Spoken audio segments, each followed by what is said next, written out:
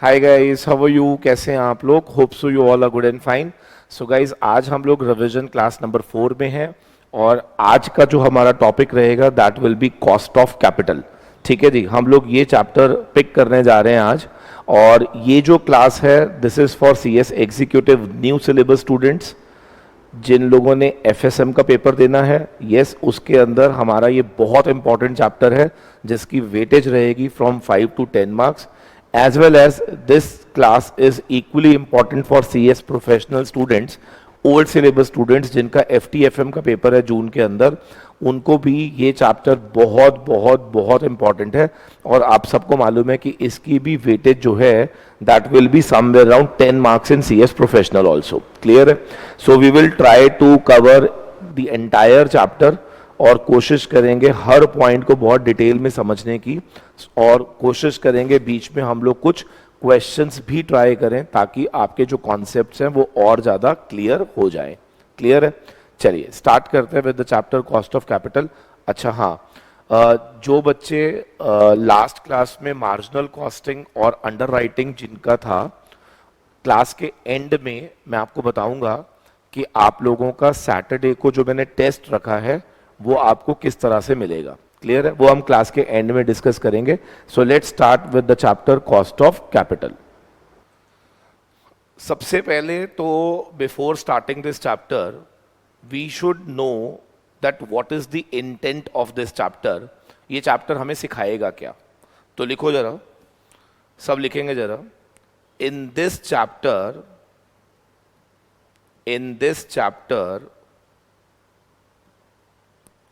we will learn in this chapter we will learn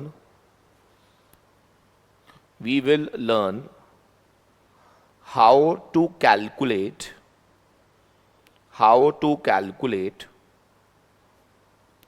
cost of various sources of finance.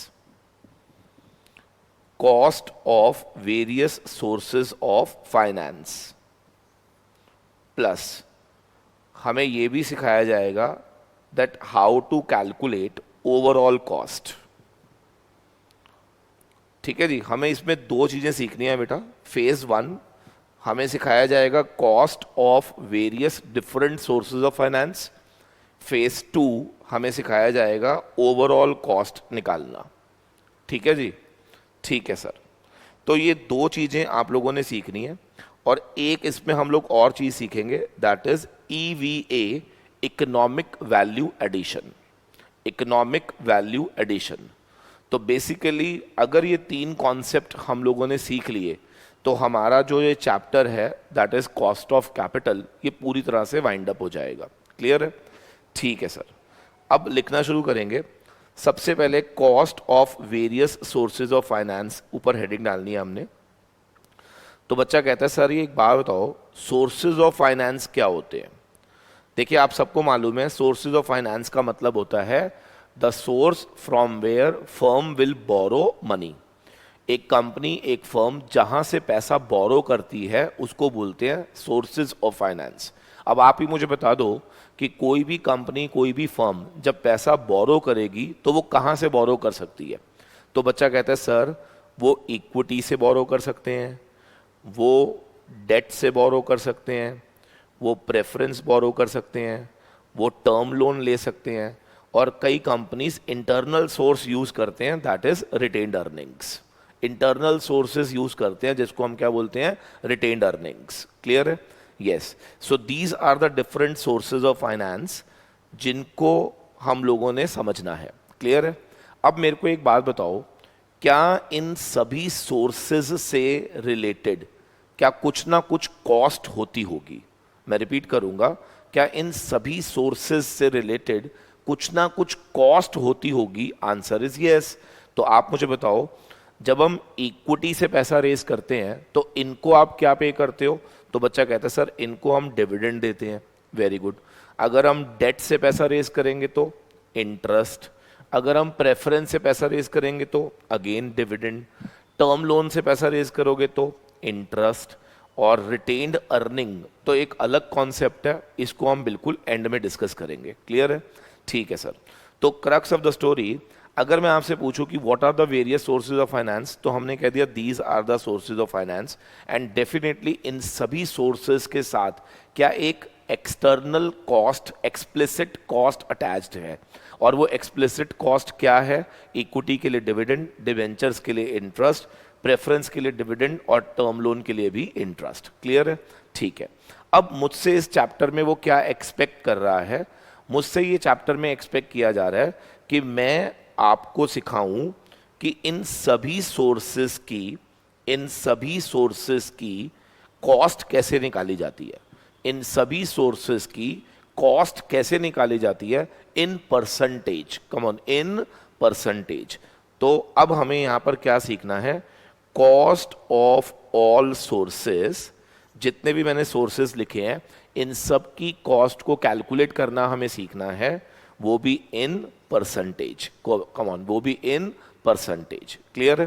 ठीक है sir. तो अब हम सबसे पहले क्या करते हैं, इन सभी सोर्सेस की कॉस्ट को एक सिंबल दे देते हैं बेटा। क्या दे देते हैं? एक सिंबल। देखिए, मैं मान के चल रहा हूं कि ये चैप्टर आपने पढ़ा हुआ है, राइट? और डेफिनेटली जब भी मैंने पढ़ाया होगा या जब भी आपने किसी से भी पढ़ा होगा, उन्होंने हर चीज का डेरिवेशन दिया होगा। Now since it's a revision class, तो it is not possible for me कि मैं जो भी फॉर्मूला है उसको डिराइव करूं।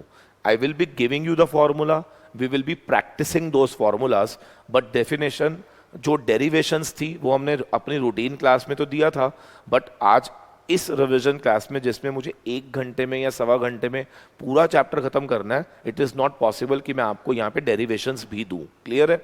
ठीक है सर।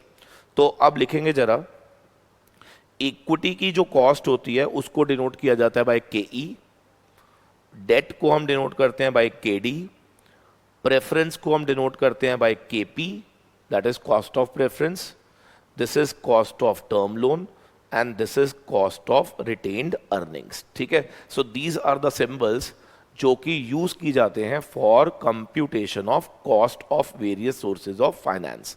ठीक है sir.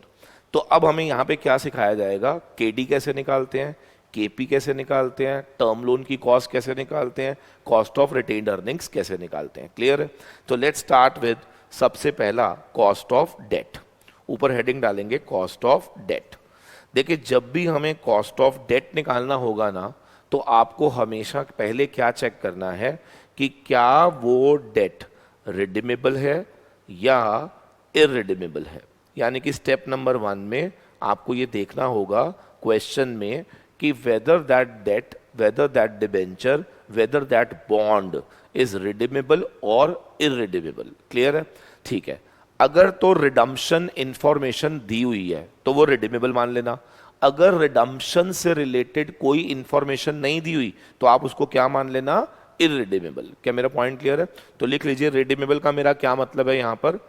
If information about redemption is given। अगर क्वेश्चन में इंफॉर्मेशन फॉर रिडम्पशन गिवन है तो आप उसको क्या मान लेना? रिडीमेबल। लेकिन अगर information about redemption is not given, अगर आपको रिडम्पशन से रिलेटेड इंफॉर्मेशन नहीं दी गई तो आप उसको क्या मान लेना बेटा? इररिडीमेबल। क्या मेरा पॉइंट क्लियर है? ठीक है सर। तो या तो ये इररिडीमेबल होगा या फिर ये रिडीमेबल होगा। ठीक है। अगर तो ये इररिडीमेबल हुआ, तो कॉस्ट ऑफ डेट को निकालने के लिए हमें एक फॉर्मूला दिया गया था, और वो फॉर्मूला क्या था? ध्यान से याद करेंगे। ऊपर हमें लिखना था इंटरेस्ट, जो भी हम पे करेंगे, इनटू 1 माइनस टैक्स रेट। अब ऐसा क्यों किया था? लॉजिक हमने पढ़ा हुआ है। मुझे बताओ, क्या इंटरेस्ट पे टैक्स सेविंग्स आती है? यस। तो हमें अपनी कॉस्ट किसको मानना है? Interest after tax. Come on, किसको मानना है? Interest after tax. और इंटरेस्ट आफ्टर टैक्स कैसे निकालते हैं? Interest into 1 minus tax rate. हमेशा याद रखना, जब भी आपको कोई भी चीज आफ्टर टैक्स चाहिए ना, तो आपने इनटू में 1 माइनस टैक्स रेट करना है। क्लियर है? तो इसको पढ़ेंगे कैसे बताओ? Interest after tax divide by net proceeds. Net proceeds को डिनोट करते हैं बाय B0। यहाँ पे लिख लीजिएगा, नेट प्रोसीड्स का मतलब क्या होता है? B0 इनटू आपने क्या करना है 100। तो ये फॉर्मूला होता है for computation of cost of debt in case of irredeemable debentures या इररिडीमेबल बॉन्ड्स। क्या मेरा पॉइंट क्लियर है बच्चे? तो जब भी क्वेश्चन में इररिडीमेबल डिबेंचर्स या इररिडीमेबल बॉन्ड्स का क्वेश्चन आएगा तो केडी को कैलकुलेट कैसे किया जाएगा? 1 interest into 1 minus tax rate upon B0। यहां पर B0 क्या है बच्चे? मेरा नेट प्रोसीड्स, राइट। अब बच्चा कहता है सर एक बात बताओ, ये जो आपने यहां पर लिखा है इंटरेस्ट, ये कैसे कैलकुलेट होता है? तो मेरे बच्चे इंटरेस्ट को कैलकुलेट करने के लिए आप सबको मालूम है कि डिबेंचर के प्रीफिक्स में एक कूपन रेट दिया होता है। तो आपने क्या करना है, उस कूपन रेट को मल्टीप्लाई कर देना है with the face value. So when you multiply coupon rate with the face value you will get the amount of interest. ठीक है सर। फिर बच्चा कहता है सर एक बात बताओ, ये B0 क्या होता है? B0, तो B0 का मतलब नेट प्रोसीड्स होता है। अब ये नेट प्रोसीड्स कैसे निकालते हैं? लिखो जरा, फेस वैल्यू में से माइनस करो अगर कोई डिस्काउंट हो, ऐड करो अगर प्रीमियम हो, मतलब अगर आपने इशू एट डिस्काउंट करा है तो माइनस हो जाएगा, इशूड एट प्रीमियम करा है तो ऐड हो जाएगा, और इसमें से माइनस कर देना आप ब्रोकरेज या फ्लोटेशन कॉस्ट, या तो ब्रोकरेज या फ्लोटेशन कॉस्ट, इसमें से क्या कर देना? माइनस। अब एक बच्चा कहता है सर ये ब्रोकरेज और फ्लोटेशन कॉस्ट कैसे निकाली जाती है? तो लिख लीजिए, ब्रोकरेज और फ्लोटेशन कॉस्ट निकालने के लिए मैंने आपको तरीका बताया था कि जब भी कोई ब्रोकरेज अगर तो रुपीस में गिवन है फिर तो डायरेक्ट माइनस हो जाएगा, ठीक है। लेकिन अगर परसेंटेज में गिवन है, लेट्स से क्वेश्चन में दिया हुआ है ब्रोकरेज इज 2%, तो आपने क्या करना है, दैट परसेंटेज मल्टीप्लाइड बाय क्या कर देना? इशू प्राइस, और जो भी अमाउंट आएगा ना वो आप उसमें से कर देना माइनस, सिंपल। तो मेरे ख्याल से केडी कैसे निकलेगा इन केस ऑफ इररिडीमेबल डिबेंचर्स, ये हमारा क्लियर हो गया। तो मुझे फटाफट से बता दो, ऊपर क्या चाहिए? Interest into 1 minus tax rate, नीचे क्या चाहिए? Net proceeds. नेट प्रोसीड्स कैसे निकालते हैं? Face value minus premium, sorry discount plus premium minus brokerage. Brokerage कैसे निकालेंगे? अगर रुपीस में गिवन है डायरेक्ट माइनस कर देना, और अगर परसेंटेज में गिवन है तो दैट परसेंटेज मल्टीप्लाइड बाय क्या कर देना आप? Issue price. क्लियर है? So I am giving you one question, please try करके दिखाएंगे जरा। हाँ जी, ट्राई करना है सबने। लिखो जरा, सपोज करो एक्स लिमिटेड ने इशू करा है 10% डिबेंचर, फेस वैल्यू 100 रुपये, एट प्रीमियम ऑफ 10%, ठीक है, ब्रोकरेज 2% एंड टैक्स रेट 30%। अब आप मुझे बताओ इस क्वेश्चन में कहीं पर भी क्या रिडम्पशन का मैंने इंफॉर्मेशन दिया? नहीं दिया। तो जब रिडम्पशन से रिलेटेड कोई इंफॉर्मेशन नहीं दी जाएगी तो हम इसको ट्रीट क्या करेंगे? इररिडीमेबल। कम ऑन, क्या ट्रीट करेंगे? इररिडीमेबल ट्रीट करेंगे। Very good. फटाफट से मुझे बताओ इसका आंसर क्या होगा? फटाफट से जिसने निकाला चैट बॉक्स में फटाफट से लिखेगा जरा। हाँ जी, चैट बॉक्स में आंसर चाहिए मुझे, very fast. Come on, I want answer on the chat box. कौन बताएगा इसमें इंटरेस्ट कितना आएगा बेटा? Very simple, coupon rate into face value, that is 10% into 100 रुपए, यानी कि 10 रुपए, ठीक है। अच्छा, कौन बताएगा B0 कितना आएगा? बच्चा कहता है सर इशू हुआ था 100 रुपए में, प्रीमियम था 10 रुपए, तो इशू प्राइस हो गया 110, माइनस ब्रोकरेज 2%, लेकिन 2% किसका? 110 का। तो यहां पर 110 माइनस क्या 2 रुपये 20 पैसे, तो it will come out with 107.80। ये मेरा पास B0 आ गया, ठीक है। तो मुझे इंटरेस्ट पता चल गया, B0 पता चल गया। तो अब आप मुझे बताओ फाइनली KD का फॉर्मूला क्या होता है? Interest into 1 minus tax rate upon B0 multiplied by 100, यही होता है बेटा। Yes please. Okay, so now who will tell me? Very good. तो इंटरेस्ट के बदले में 10 into 1 minus tax rate is 30 upon में 107.8 इंटू 100 कर दीजिए, so that will be the final answer. तो who will tell me what is the final answer? 6.48%। That's great, that's great. तो उम्मीद करता हूं cost of debenture in case of irredeemable हमें समझ आ गया है। क्या मैं इसको लॉक कर सकता हूं? हाँ जी, can I lock this? Come on. चलिए अब आ जाएंगे जरा वापस। हाँ जी, ऊपर चलेंगे जरा दोबारा से। अब हम देखते हैं कॉस्ट ऑफ रिडीमेबल डिबेंचर्स क्या होता है। देखिए अगर आपको याद हो तो रिडीमेबल डिबेंचर्स में ना एक एडिशनल कॉस्ट देखने को मिल सकती है, और वो एडिशनल कॉस्ट क्या होती है कि हो सकता है कि हमने इशू करा हो पार पे और रिडम्पशन करी हो प्रीमियम पे। तो आप सोच के देखो, अगर मैं 100 रुपये वाली चीज़ अगर 10 साल बाद 110 रुपीज़ में रिडीम करता हूँ, तो कौन मुझे बताएगा क्या वो जो 10 रुपये का जो एक्स्ट्रा मैं आपको दूंगा क्या वो भी मेरी कॉस्ट का पार्ट बन जाएगा? यस। तो अब जब हम रिडीमेबल डिबेंचर्स या रिडीमेबल बॉन्ड्स के लिए कॉस्ट कैलकुलेट करते थे, तो हु विल टेल मी क्या केडी निकालते समय क्या इंटरेस्ट इनटू 1 माइनस टैक्स तो अभी भी करना है, क्योंकि इंटरेस्ट तो आप अभी भी देते हो और उस पर टैक्स सेविंग भी मिलती है, राइट? क्या साथ में हम लोगों को redemption value minus net proceeds, यानी कि हो सकता है रिडम्पशन वाज एट प्रीमियम और इशू जो था वो हो सकता था पार पे था या मे बी डिस्काउंट पे था, राइट? डिवाइड बाय एन, इसको बोलते हैं अमोर्टाइज्ड वैल्यू, क्योंकि जब आप डिवाइड बाय एन कर देते हो number of years of life of the debenture, तो वो बन जाता है पर ईयर लॉस। क्या बन जाता है वो? Per year loss. तो यहां पर फिर हम डिवाइड करते थे R V plus B zero divide by 2 multiplied by 100। So ये फॉर्मूला हम लोगों ने पढ़ा था whenever debentures are redeemable. अब इसमें इंटरेस्ट आपको मालूम है कैसे निकालते हैं, टैक्स रेट क्वेश्चन में गिवन होगा। बी जीरो मैंने सिखा दिया है। दो नई टर्मिनोलॉजीज जो हैं कौन कौन सी हैं बताओ? एक तो आरवी है बेटा और एक कौन सी है? एन। तो यहाँ पे आरवी के बदले में लिख लीजिए this is redemption value, this is redemption value. और जहां तक एन का सवाल है इसको कौन बताएगा ये क्या है? बोलो। जितने पीरियड के लिए डिबेंचर्स को इशू किया जाएगा, तो ये डिबेंचर्स की लाइफ है। तो अगर I am issuing for 5 years तो N will be 5, if I am issuing for 10 years N will be 10, simple. तो इसको नोट कर लीजिए। फिर एक क्वेश्चन हम केडी पे भी ट्राई कर लेते हैं, लिखो जरा। हाँ जी, केडी पे क्वेश्चन लिखना सबने।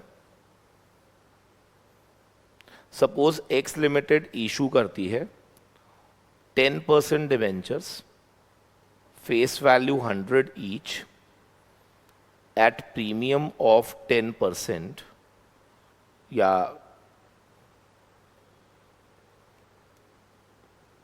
एट पार ही लिख लो आप, ठीक है? At par. पार पे हमने इशू करा है, आगे लिखेंगे रिडीमेबल एट प्रीमियम ऑफ 10%। अगर मैं कहूं कि इसमें brokerage is 2%, brokerage is 2% and tax rate is 30%, आपको बताना है what will be the cost of debt, what will be the cost of debt. अच्छा, रिडीमेबल एट प्रीमियम ऑफ 10% के आगे लिख लेना आफ्टर 5 ईयर्स। 5 साल बाद ये रिडीमेबल होगा at premium of 10%, at premium of 10%। Brokerage given है 2%, टैक्स रेट दिया हुआ है 30%। You are suppose to calculate KD. फटाफट से करके दिखाइए।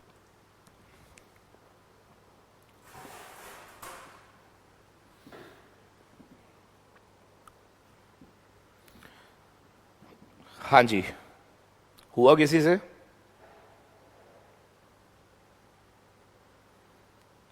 लिखेंगे केडी कैसे निकलेगा, कौन बताएगा? How I am going to calculate KD? उसके लिए मुझे पहले बताओ इंटरेस्ट कितना होगा। दिस इज 10% इंटू 100 रुपया यानी कि 10 रुपये, 1 माइनस टैक्स रेट यानी कि दिस। आरवी कितना है बेटा, कोई बताएगा? What is RV? Redemption value. What will be the redemption value? Anybody? It is clearly given that redemption at a premium of 10% है बेटा। तो अगर redemption is at a premium of 10% तो this will be 110। Very good. Can you tell me what will be the issue price? देखो वैसे तो issued at पार हुआ है, यानी कि 100 रुपये वाला 100 में इशू हुआ, लेकिन क्या उस पर 2% यानी कि 2 रुपये फ्लोटेशन कॉस्ट कट गई? तो कौन मुझे बताएगा बची कितनी? 98 रुपीज़। तो क्या यहाँ पे 98 आएगा? डिवाइड बाय 5, वेरी गुड, 110, बिल्कुल सही लिख रहे हैं आप सभी लोग, प्लस 98 डिवाइड बाय 2। अब इसको सॉल्व करके इनटू 100 करिए और बताइए फाइनल आंसर क्या आएगा। So what will be the cost, what will be the final cost कौन बताएगा? What will be the final cost after solving this? Very good, very good. 9.03%. If I am और भी एक दो बच्चे इसको कंफर्म करो, क्या ये आंसर करेक्ट है? हाँ जी, क्या ये आंसर करेक्ट है 9.03? ओके, फाइन फाइन फाइन, चलो दैट्स ग्रेट। अब मेरे ख्याल से हमें केडी समझ आ गया है। अब यहाँ पर ना हमने एक शॉर्टकट भी सीखा था फॉर कॉस्ट ऑफ डेट, वो भी लिख लीजिए। शॉर्टकट क्या था, कौन बताएगा? अगर मान लीजिए इशूड एट पार है, रिडम्पशन भी एट पार है, अगर डिवेंचर इशू भी पार पे हुआ, रिडम्पशन भी पार पे होता है, तो उस केस में मैंने आपसे कहा था सिंपली आप coupon rate into 1 minus tax rate लिख लेना, प्रोवाइडेड क्वेश्चन में फ्लोटेशन कॉस्ट भी मिसिंग है। क्लियर है? तीन चीजें याद रखनी है, issued at par, redemption at par और फ्लोटेशन कॉस्ट, या you can say brokerage should be nil. तो फिर हम डायरेक्ट फॉर्मूला लिख सकते हैं C R into 1 minus tax rate, and C R यहाँ पे क्या है, कौन बताएगा? कूपन रेट, जो कि क्वेश्चन में प्रीफिक्स में गिवन होगा। क्लियर है बच्चे? And that's all with cost of debt. उम्मीद करता हूँ cost of debt is clear to everyone. क्या मैं इसको लॉक करूं बच्चे? जल्दी बोलो फटाफट से। चलो, cost of debt done. Now coming out with cost of preference. लिखिए जरा, कॉस्ट ऑफ प्रेफरेंस लिखना सबने। कॉस्ट ऑफ प्रेफरेंस लिखिए जरा सारे। देखिए, cost of preference denoted by KP. Cost of preference denoted by क्या है? केपी। अब इसमें लॉ हमें क्या सिखा रहा है, ध्यान से सुनेंगे। कौन मुझे बताएगा कि इसमें जो हम पे करते हैं वो क्या होता है? Preference dividend. अच्छा, आपको मालूम है कि प्रेफरेंस डिविडेंड पे कभी भी टैक्स सेविंग नहीं होती? बिल्कुल, क्योंकि ये आफ्टर टैक्स आइटम है। याद रखना, प्रेफरेंस डिविडेंड हम टैक्स पे करने के बाद पे करते हैं, because it is my appropriation of the profits. इसको क्या बोलते हैं हम? एप्रोप्रिएशंस। तो लिख लीजिएगा, पीडी पे कभी भी टैक्स सेविंग्स नहीं होती हैं, नो टैक्स सेविंग्स। क्लियर है? ठीक है। अब केपी निकालते समय अगेन, अगर तो रिडम्पशन इंफॉर्मेशन गिवन है तो आप उसको क्या ट्रीट करेंगे? रिडीमेबल।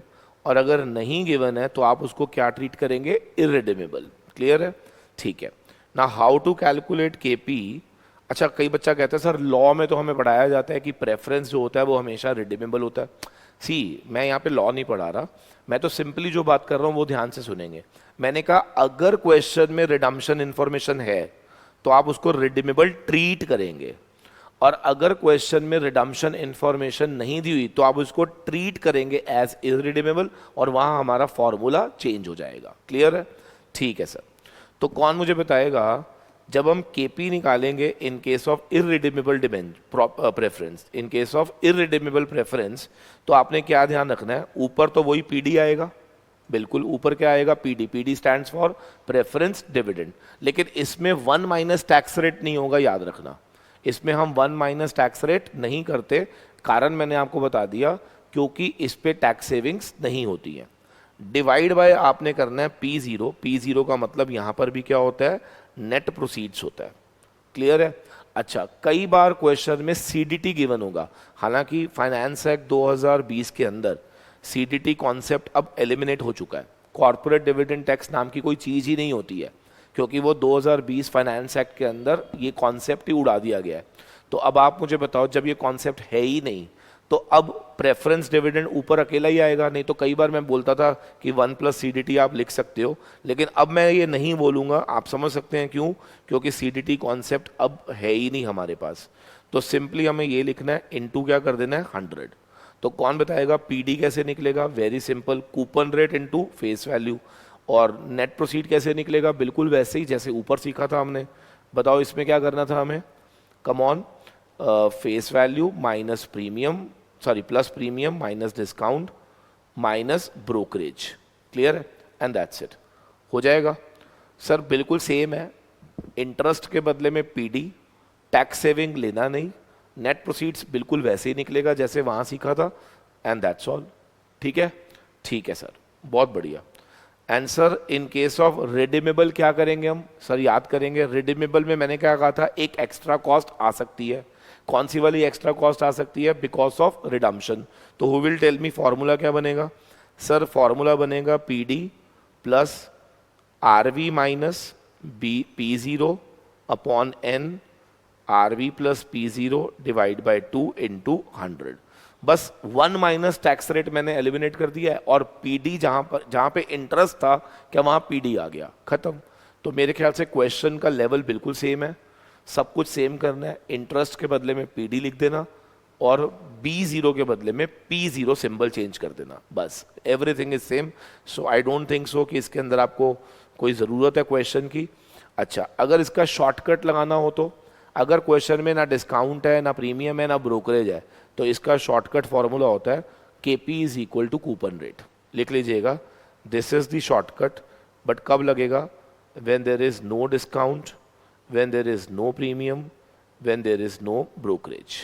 जब कुछ भी नहीं होगा तो हम शॉर्टकट अप्लाई करेंगे, and as per the shortcut cost of preference is nothing but coupon rate. Clear हो गया?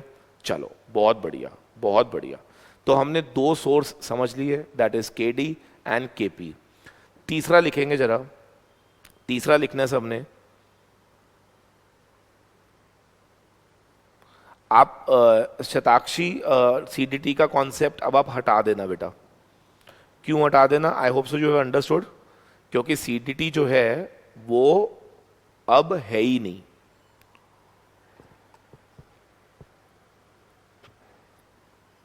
अच्छा, उसमें भी अगर आपको याद हो तो मैंने क्लास में पता क्या बोला था कि अगर क्वेश्चन में दिया होगा तो लेना है, और अब मैं क्या कह रहा हूं कि क्वेश्चन में वो देगा ही नहीं।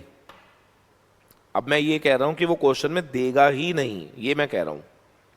तो जब वो देगा ही नहीं तो आप लोगे या नहीं लोगे? हाँ जी, अगर वो देगा ही नहीं तो डेफिनेटली हम नहीं लेंगे। That's great, very good. चलिए नेक्स्ट पॉइंट पे लिखना है हमें।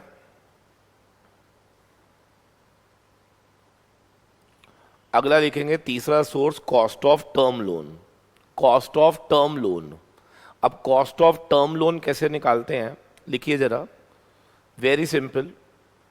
इसमें तो ऐसा है नहीं इशू प्राइस क्या होगा, डिस्काउंट पे होगा, भाई लोन लेने जा रहे हो यार, लोन में कौन सी ऐसी बातें होती हैं? नहीं ना। तो इसमें आप सीधा ही coupon rate into 1 minus tax rate apply कर देना। तो जब भी आपको कोई टर्म लोन दिया हुआ है उसकी कॉस्ट कैलकुलेट करनी है, तो लोन का जो भी कूपन रेट होगा इंटू 1 माइनस टैक्स रेट, क्योंकि हर लोन, हर डिबेंचर पे टैक्स सेविंग्स होती है। तो कॉस्ट का मतलब हमेशा क्या होता है? Net cost after tax savings. Cost का मतलब क्या होता है? Net cost after tax savings. Clear है? ठीक है सर। तो कॉस्ट ऑफ टर्म लोन क्या होगा? Coupon rate into 1 minus tax rate. बहुत बढ़िया बच्चे, बहुत बढ़िया। अब आ रहा है दो वेरी इंपॉर्टेंट जिस पर हमें टाइम लगाना है। लिखो जरा, जो दो सबसे इंपॉर्टेंट कॉन्सेप्ट जिस पर आपको समय लगाना चाहिए, एक तो है कॉस्ट ऑफ इक्विटी और एक है कॉस्ट ऑफ रिटेन्ड अर्निंग्स। बस इसकी मैं इंतजार कर रहा था, इसको अब हमें डिटेल में समझना है, ठीक है ना? Cost of equity and cost of retained earning. मैंने आपको पहली ही क्लास में बताया होगा, अगर आपको याद हो, कि जब भी we use the word cost of equity, it is very unfortunate कि सिंबल एक है बट इसके मीनिंग दो हैं। इसके मीनिंग दो हैं, कौन बताएगा? केई को कंपनीज के पॉइंट ऑफ व्यू से क्या कहा जाता है? Cost of equity. और उसी केई को इन्वेस्टर के नजरिए से क्या कहा जाता है? Opportunity cost of investors. तो केई के दो मीनिंग होते हैं, cost of equity from companies point of view, investors point of view से हम इसको क्या बोलते हैं? Opportunity cost of equity share holder. Clear है? ठीक है सर। अब हमारी किताब में जितने भी फॉर्मूलेज दिए जाते हैं वो केई को निकालने के दिए जाते हैं बेटा। उनमें से कुछ फॉर्मूलाज कॉस्ट ऑफ इक्विटी को डिनोट करते हैं और कुछ formulas opportunity cost of investor को डिनोट करते हैं। क्लियर है? ठीक है सर। तो अब मुझे एक बात बताओ, अगर मुझे कॉस्ट ऑफ इक्विटी निकालनी हो तो इसमें जो निकालने का तरीका है उसका मेथड का नाम लिख लीजिए। एक है डिविडेंड मेथड, ठीक है जी, और एक है डिविडेंड ग्रोथ मेथड, ठीक है जी। और यही चीज जब हम इन्वेस्टर के एंगल से निकालते हैं तो लिख लीजिए, इसको बोला जाता है एक तो CAPM, earning method, earning growth method and realized yield method. तो आपको बेसिकली ना ये 7 6 6 मेथड्स कराए जाते हैं, ठीक है। लेकिन ट्रस्ट मी, ये 6 मेथड के ही निकालने के तो हो सकते हैं, लेकिन कॉस्ट ऑफ इक्विटी के नहीं होते। क्लियर है ना? तो कॉस्ट ऑफ इक्विटी के 2 ही मेथड होते हैं। कौन कौन से? एक तो डिविडेंड और एक डिविडेंड ग्रोथ मॉडल, एक डिविडेंड मॉडल और एक डिविडेंड ग्रोथ मॉडल। क्लियर है? तो अगर आपको सिर्फ कॉस्ट ऑफ इक्विटी का चैप्टर मुझसे पढ़ना है तो आपके लिए यही 2 मेथड सबसे इंपॉर्टेंट माने जाते हैं इस पूरे चैप्टर में। क्लियर है? वो अलग बात है कि सेम चैप्टर के अंदर आप लोगों को ये चारों भी करा दिए जाते हैं, बट मैं रिपीट करूंगा, ये चारों के चारों प्रैक्टिकली केई तो निकालेंगे but from investors point of view निकालेंगे, ना कि from companies point of view. Clear है? ठीक है सर। तो अब मुझे आपको ये 6 के 6 मेथड सिखाने हैं, तो इट्स वेरी सिंपल। तो ऊपर हेडिंग डालेंगे सबसे पहले डिविडेंड मॉडल, सबसे पहले लिखेंगे डिविडेंड मॉडल, डिविडेंड मॉडल, ठीक है जी। पहला मेथड का नाम क्या है? Dividend model. अब डिविडेंड मॉडल में ना बस आप 2 परसेप्शंस ले लीजिए, लिखो परसेप्शन नंबर 1, परसेप्शन नंबर 1 कि ये अज्यूम करता है कि कंपनी कांस्टेंट डिविडेंड पे करेगी, कंपनी आपको कांस्टेंट डिविडेंड पे करेगी, नंबर 1। नंबर 2, डिविडेंड मॉडल में ये अज्यूम किया जाता है कि ये आपको जो दिया जाएगा that will B for ever. मतलब एक तो कंपनी जो डिविडेंड देगी वो कांस्टेंट है, and what ever company will pay you that will B for ever, हमेशा के लिए देगी, मतलब हर साल। फॉर एवर का मतलब है every year you will get a constant dividend, every year you will get a constant dividend. ये डिविडेंड मॉडल का परसेप्शन था। क्लियर है? एंड इसी परसेप्शन को ध्यान में रखते हुए एक फॉर्मूला मैंने क्लास में डिराइव कराया था, बट यहां पर मैं आपको डायरेक्ट वो फॉर्मूला दे रहा हूं, लिख लीजिए। Cost of equity using dividend model का फॉर्मूला था D/P0, सिंपल, D/P0। यहां पे D का मतलब क्या है बच्चे? DPS, डिविडेंड पर शेयर, और P0 का मतलब यहां पर क्या है? कौन बताएगा? Net proceeds. कम ऑन, क्या है? Net proceeds. और जब मैं नेट प्रोसीड्स की बात करता हूं, आई hope so you can understand, net proceeds का यहां पे मेरा मतलब क्या है? सबको मालूम है, फेस वैल्यू माइनस, अच्छा इस पे डिस्काउंट होता ही नहीं है तो ऐड प्रीमियम माइनस ब्रोकरेज। ठीक है जी। तो इस तरह से हम लोग कैलकुलेट करते हैं using dividend model cost of equity. Clear है? ठीक है सर, बहुत बढ़िया। तो अगर पेपर में ये क्वेश्चन आ जाता है फाइंड आउट केई यूजिंग डिविडेंड मॉडल, तो वेरी सिंपल, आपने 2 अजम्पशन लेनी है एंड ये फॉर्मूला यूज करके आपने कैलकुलेट कर लेना है।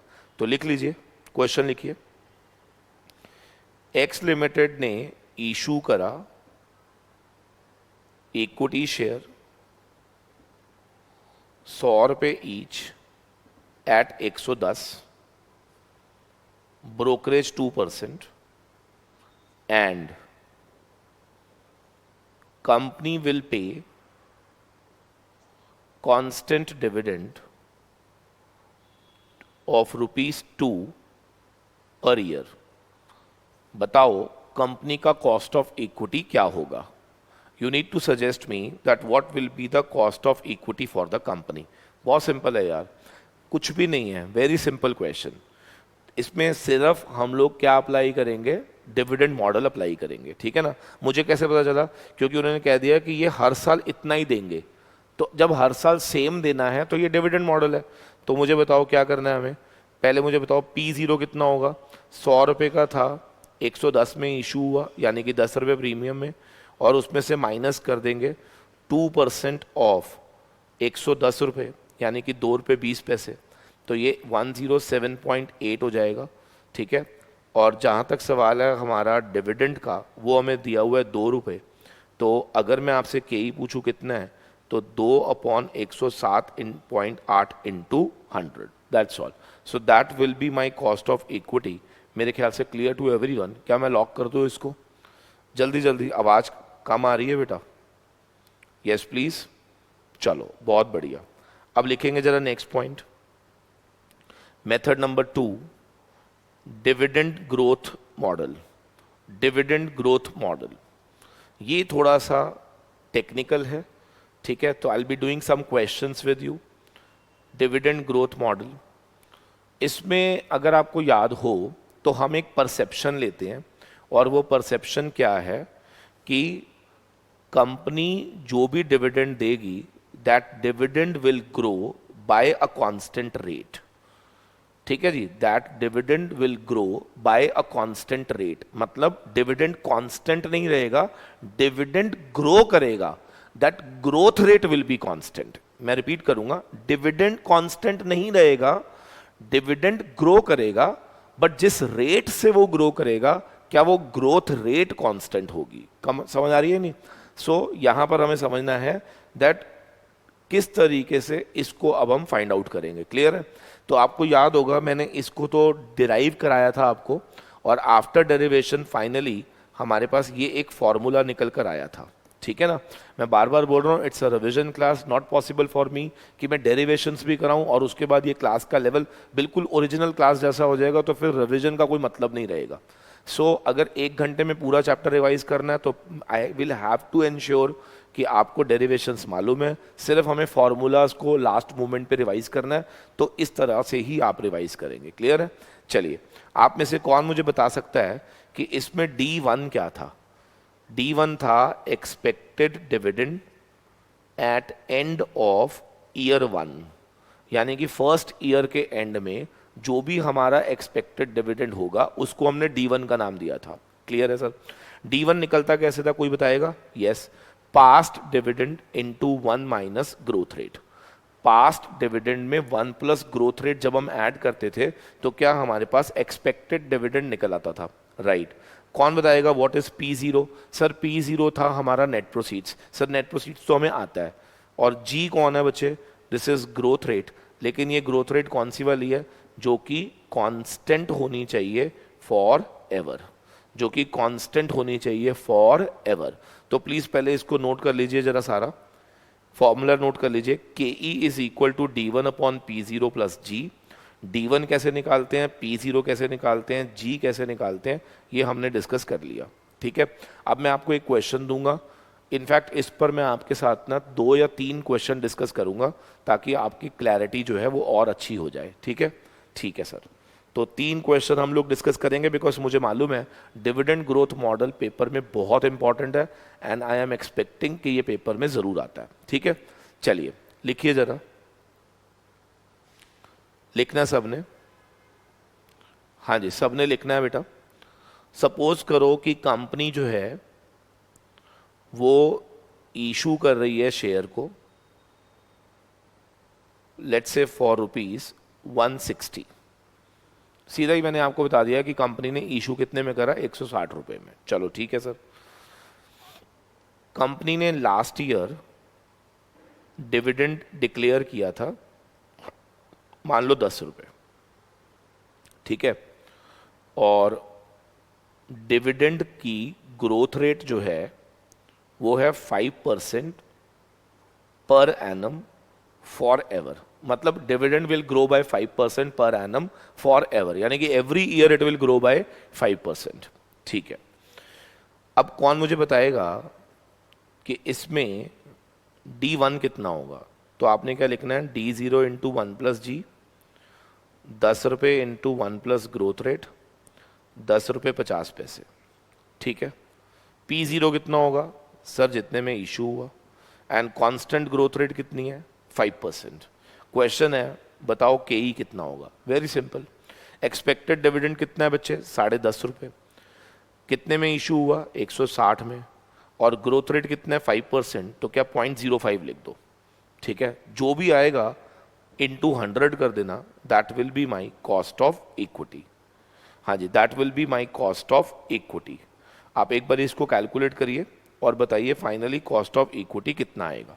जल्दी जल्दी निकाल के दिखाएंगे सारे बच्चे, सबने निकाल के दिखाना है बेटा।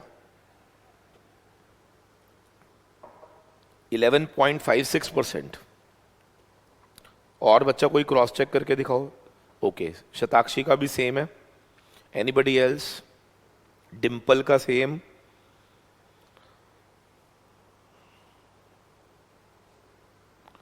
चलो वेरी गुड, बहुत बढ़िया। तो मेरे ख्याल से पहला क्वेश्चन डिविडेंड ग्रोथ मॉडल पे हमें समझ आ गया, राइट। अब लीजिए जरा question number 2 on dividend growth model. अब इसको मैं पहले समझा देता हूं कि क्वेश्चन नंबर 2 में मैं क्या चेंज करूंगा। कई बार ऐसा होता है कि क्वेश्चन में ग्रोथ रेट नहीं दिया होता, कई बार ऐसा होता है कि क्वेश्चन में ग्रोथ रेट नहीं दिया होता। तो लिख लीजिए कि ग्रोथ रेट को निकालने का एक फॉर्मूला होता है बी इंटू आर। बी का मतलब होता है रिटेंशन रेशो, आर का मतलब होता है रेट ऑफ रिटर्न। लिख लीजिए, बी का मतलब क्या होता है? रिटेंशन रेशो, यानी कि जितना कंपनी ने रिटेन कर लिया, अभी समझाऊंगा। और आर का मतलब क्या होता है? लिख लीजिए, rate of return on investment. Rate of return on investment is your R, ठीक है। अब कई बार बच्चा कहता है सर पता कैसे चलेगा रिटेंशन रेशो कितनी है? तो मैं आपको समझाता हूँ। मान लीजिए कंपनी ने 10 रुपये कमाए, तो 10 रुपये में से कंपनी ने कितना डिविडेंड बांटा उसको बोलते हैं पे आउट। क्या बोलते हैं? पे आउट। अगर मैं बोलूँ कि कंपनी ने 30% डिविडेंड बांट दिया, तो 10 रुपये में से 30% अगर डिविडेंड बांट दिया तो क्या 7 रुपीज़ कंपनी ने रिटेन कर लिया, तो दैट इज कॉल्ड रिटेंशन। तो रिटेंशन रेशो कैसे निकलती है? लिख लीजिए 1 माइनस पे आउट रेशो। हाँ जी, रिटेंशन रेशो कैसे निकलती है?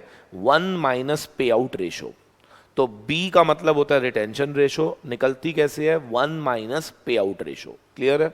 मैं रिपीट करूंगा, बी का मतलब क्या है? रिटेंशन रेशो, और निकलती कैसे है? 1 माइनस पे आउट रेशो। क्लियर है? ठीक। और अगर कभी भी रिटर्न निकालना हो, वैसे तो क्वेश्चन में गिवन होगा, लेकिन अगर क्वेश्चन में ना गिवन हो, मैं रिपीट कर रहा हूं, अगर क्वेश्चन में ना गिवन हो तो रिटर्न निकालने का एक तरीका हम लोगों ने क्लास में पढ़ा था, 1 upon price earning ratio into 100। अभी मैं जब क्वेश्चन कराऊंगा तो I will be using everything, her terminology में यूज करूंगा। रेट ऑफ रिटर्न का था 1 upon price earning ratio into 100, retention ratio का था 1 माइनस पे आउट। कम ऑन, 1 माइनस पे आउट। तो आइए इस पे क्वेश्चन करेंगे। 2 मिनट के लिए जरा पेन डाउन करना है सबने, ठीक है? पेन डाउन करेंगे, जरा पेन डाउन करना है, सामने देखना है सबने। सपोज करिए कि हमारा कंपनी का प्राइस जो है शेयर का वो दिया हुआ है 100 रुपये, ठीक है? ये 100 रुपये गिवन है, ठीक है सर। और प्राइस अर्निंग रेशो दी हुई है 5 टाइम्स। प्राइस अर्निंग रेशो कितनी दी हुई है? 5 टाइम्स। आराम से समझेंगे, प्राइस दिया हुआ है 100 रुपये, प्राइस अर्निंग रेशो दी हुई है 5 टाइम्स, ठीक है सर। और हमें यह भी बताया गया कि कंपनी का पे आउट रेशो जो है ना वो है 30%। बस इतना बताया गया और पूछा गया फाइंड आउट केई, केई निकालो। सो 2 मिनट के लिए आराम से पेन को बंद कर दीजिए, ठीक है? मैं पहले समझाऊंगा, फिर उसके बाद आप नोट करेंगे, ठीक है? देखो, हमेशा याद रखना, प्राइस अर्निंग रेशो के 2 मीनिंग हम लोगों ने समझे थे। प्राइस अर्निंग रेशो के 2 मीनिंग मैंने आप लोगों को समझाए हुए हैं। पहला, प्राइस अपॉन ईपीएस, एक तो ये मीनिंग था, ठीक है सर। और एक मैंने बताया था कि जब भी हमें रिटर्न निकालना हो तो हम 1 upon price earning ratio into 100 करते थे, तो क्या हमें रिटर्न मिल जाता था? बिल्कुल सही, बिल्कुल सही। तो R is equal to 1 upon PE R into 100, PE R is equal to 5 times. यहां तक क्लियर? ठीक है। अब आप में से कौन मुझे बताएगा, सोच के बताना सबने, कि क्वेश्चन में पीई आर दिया हुआ है 5 टाइम्स, तो क्या 1 अपॉन 5 इंटू 100, क्या ये 20% हो जाएगा? बिल्कुल। प्राइस दिया हुआ है 100 रुपये upon EPS is equal to 5, तो क्या ईपीएस की वैल्यू 20 रुपीस आ जाएगी? तो हमने यहां से 2 कॉन्सेप्ट, यानी कि एक चीज को यूज करके क्या हमने 2 चीजें निकाल ली। पहला अर्निंग 20, दूसरा रिटर्न 20%। क्लियर है? ठीक है सर। अब आगे देखेंगे जरा सारे ना। आप में से कौन मुझे बता सकता है सोच के बताना कि अगर कंपनी का पे आउट 30% है तो इसका मतलब क्या है कि कंपनी डिविडेंड देगी 30% ऑफ जो भी वो कमाएगी, यही मतलब होगा। बिल्कुल सही सर। अब कंपनी ने कमाया कितना है बेटा, 20 रुपए। तो क्या कंपनी 20 रुपए का 30% यानी कि 6 रुपए का डिविडेंड डिस्ट्रीब्यूट करेगी? बिल्कुल सही है। तो मेरा डिविडेंड अमाउंट कितना आ गया, 6 रुपए। ठीक है, और ये याद रखना कि ये जो डिविडेंड आया ना ये लास्ट ईयर का आया है, ठीक है ना, क्योंकि प्राइस अर्निंग रेशो में अर्निंग जो होती है ना वो हमेशा ट्रेलिंग 12 मंथ्स यानी कि पिछली होती है। अब क्योंकि अर्निंग पिछली वाली होती है तो क्या डिविडेंड भी पिछला ही आया होगा? बिल्कुल सही। तो अब यहीं रुक जाते हैं, ठीक है। अब मुझे बताओ क्वेश्चन में आपको क्या क्या मिल चुका है। सर मेरे को P0 पता है 100, मेरे को D0 पता है 6। सर मुझे ना ग्रोथ बता दो, मेरा काम हो जाएगा। बिल्कुल सही। तो ग्रोथ का फॉर्मूला मैंने क्या बताया, B/R। अब मुझे बताओ अगर कोई कंपनी 30% का पे आउट कर रही है तो उसका रिटेंशन कितना होगा, ये बता दो। अगर कोई कंपनी 30% का पे आउट करेगी तो उसका रिटेंशन रेशो क्या होगा, ये बता दो। हाँ जी फटाफट से बताओ सारे। अगर किसी कंपनी ने 30% पे आउट करा है तो रिटेंशन कितना होगा, कौन बताएगा? 70% होगा। बिल्कुल सही। क्या एक ही बच्चे को मालूम है? यस। तो मेरा क्वेश्चन है क्या यहां पर 70% आ जाएगा? बिल्कुल। और रेट ऑफ रिटर्न कितना है? 20%। इन दोनों को मल्टीप्लाई करो तो आपका ग्रोथ निकल कर आएगा। हाँ जी क्या निकल कर आएगा? ग्रोथ निकल कर आएगा। आप चेक करके देखो what will be your growth rate. What will be your growth rate? 14%। 14% will be my growth rate. क्या पल्ले पड़ गया? Yes please, very good. तो अब मुझे बताओ जब मुझे P पता है, D पता है, ग्रोथ रेट पता है, तो क्या अब मैं अपना नॉर्मल फॉर्मूला अप्लाई करके क्या मैं के निकाल सकता हूं? यस। तो who will tell me D0 अगर 6 है तो D1 कितना होगा? 6 into 1 plus growth rate. 6 into 1 plus growth rate. Who will tell me कितना आएगा बेटा? हाँ जी कितना आएगा?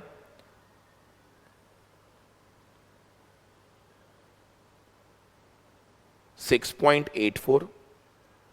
Very good. और अब इसको आप फॉर्मूले में अप्लाई कर दो। ठीक है, फॉर्मूले में अप्लाई कर दो सारे। कैसे करेंगे बताओ? P0 is equal to 6.84 divide by 100 plus growth rate is 0.14 into 100। Solve कर लीजिए, जो भी आएगा that will be my final answer. समझ आ गया बेटा? बिल्कुल सही, 20.84%। वेरी गुड, बहुत बढ़िया बच्चे, बहुत बढ़िया। अब पता है इस क्वेश्चन में मैंने ना आपको हिला दिया है। कैसे हिला दिया? मैंने बड़े सारे कॉन्सेप्ट बीच में डाल दिए। तो मैं एक एक करके सारे कॉन्सेप्ट को फिर से अलग कर रहा हूं, आप मैच कर लीजिएगा। ठीक है, लिखना जरा। हाँ जी, कॉन्सेप्ट आराम आराम से सब मैंने जो अलग करे हैं जरा चेक करना। सबसे पहले हमने यूज करा concept of price earning ratio. तो मैंने क्या कहा, इसका फॉर्मूला क्या होता है? Price upon earning, number 1। और फिर हमने ये भी पढ़ा कि 1 अपॉन प्राइस अर्निंग रेशो क्या होता है? आर। क्लियर है? ठीक है। फिर हमने ये भी पढ़ा कि growth rate is nothing but B into R, where B को निकालने के लिए 1 माइनस पे आउट। ठीक है, और अगर कभी भी पे आउट दिया हो और अर्निंग दी हो तो डिविडेंड कैसे निकलता है? अर्निंग इनटू पे आउट। ये सारी चीजें हमने इस क्वेश्चन में इस्तेमाल करी हैं। तो एक ही क्वेश्चन में हमने ये भी यूज करा, ये भी यूज करा, ये भी यूज करा, ये भी यूज करा, ये भी यूज करा। क्लियर हो गया बेटा सबको? Yes please. हाँ जी, सबको समझ आया या नहीं आया? बोलो मेरे प्यारे बच्चों, कम ऑन। सबको क्लियर हो गया? चलो बहुत बढ़िया, बहुत बढ़िया, बहुत बढ़िया, बहुत बढ़िया।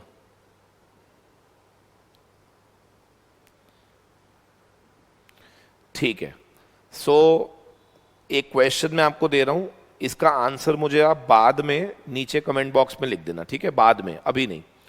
लिख लो, क्वेश्चन नोट कर लो। सपोज प्राइस दिया हुआ है 10 रुपए, या छोड़ो ऐसे लिखो, अर्निंग दी हुई है 10 रुपए प्राइस अर्निंग रेशो दिया हुआ है 5 टाइम्स। ठीक है, इस बार मैंने आपको अर्निंग दे दी और प्राइस अर्निंग रेशो दे दिया, और साथ में दिया हुआ है पे आउट रेशो जो कि 30% है। ठीक है जी, बस इतनी इंफॉर्मेशन है मेरे पास। पे आउट रेशो से डिविडेंड भी निकलेगा, पे आउट रेशो से रिटेंशन भी निकलेगा, प्राइस अर्निंग रेशो से प्राइस भी निकलेगा, और प्राइस अर्निंग रेशो से आर भी निकलेगा। क्या अब हम आराम से के ही निकाल सकते हैं using dividend growth model? Come on, using dividend growth model. क्या मैं इसको लॉक कर दूं बच्चे? अब ये क्वेश्चन आपने बाद में मुझे आंसर कमेंट बॉक्स में लिखना है बेटा। चलो अब आ जाओ, जरा आगे बढ़ते हैं, आगे बढ़ते हैं। तो कॉस्ट ऑफ इक्विटी के दो मेथड्स, दोनों हमने समझ लिए। पहला कौन सा था? डिविडेंड मॉडल, और दूसरा कौन सा था? Dividend growth model. ठीक है जी, ठीक है। अब इसके अलावा एक CAPM मेथड बहुत ज़्यादा यूज होता है। हालांकि ये मेथड आपको याद होगा, हमने पोर्टफोलियो के चैप्टर में बहुत डिटेल में पढ़ते हैं हम। तो according to CAPM method, capital asset pricing method, capital asset pricing method, capital asset pricing method, कौन मुझे बताएगा? कैपिटल एसेट प्राइसिंग मेथड में जब भी हमें अपॉर्चुनिटी कॉस्ट ऑफ इन्वेस्टर निकालनी हो, KE निकालना हो, तो उसको हम कैसे निकालते थे, याद करेंगे क्या? हम लोग risk free rate plus security beta into market risk premium, यानी कि RM माइनस RF। RM का मतलब था मार्केट रिटर्न, RF का मतलब था रिस्क फ्री रिटर्न, और इन दोनों का जो डिफरेंस था, क्या वो रिस्क प्रीमियम होता था। तो जैसे ही हम रिस्क प्रीमियम को बीटा ऑफ सिक्योरिटी से मल्टीप्लाई करेंगे, फिर उसमें ऐड करेंगे रिस्क फ्री, तो हमें क्या मिल जाएगा? Cost of equity. ठीक है जी। अब ये फॉर्मूला मैंने करीब करीब 2 घंटे लगाए थे डिराइव करने में इन माई क्लासरूम। तो आई एम वेरी श्योर वो डेरिवेशन अब 2 घंटे दोबारा तो नहीं लग सकती, बट येस ये फॉर्मूला आपको याद होगा। एक बार दोबारा बताएंगे, व्हाट इज RF बच्चे? Risk free rate. And what do you mean by beta? Systematic risk of security. RM is market return and RF is again risk free, and दोनों का डिफरेंस क्या रिस्क प्रीमियम कहलाएगा। बिल्कुल सही है। ठीक है, so I am giving you one simple सा question, try this question and find out KE। लिखो जरा, suppose risk free rate given है 10%, security of beta is 1.20, and market risk premium given है 6%। फाइंड आउट करो opportunity cost of investor, that is KE। फटाफट से निकाल के दिखाएंगे जरा सारे बच्चे। हाँ जी, जल्दी जल्दी निकालना है। वेरी गुड, बहुत अच्छे बच्चे हैं। फाइंड आउट करेंगे KE, that is opportunity cost of investor. हाँ जी, कितना आंसर आया? 17.2%। Manav Kamra, very good. और कोई बच्चा? हाँ जी, anybody else? Ritika Singh 16%। Anybody else? हाँ जी, कोई और? कम ऑन यार, जल्दी जल्दी करो फटाफट से, वेरी सिंपल ना।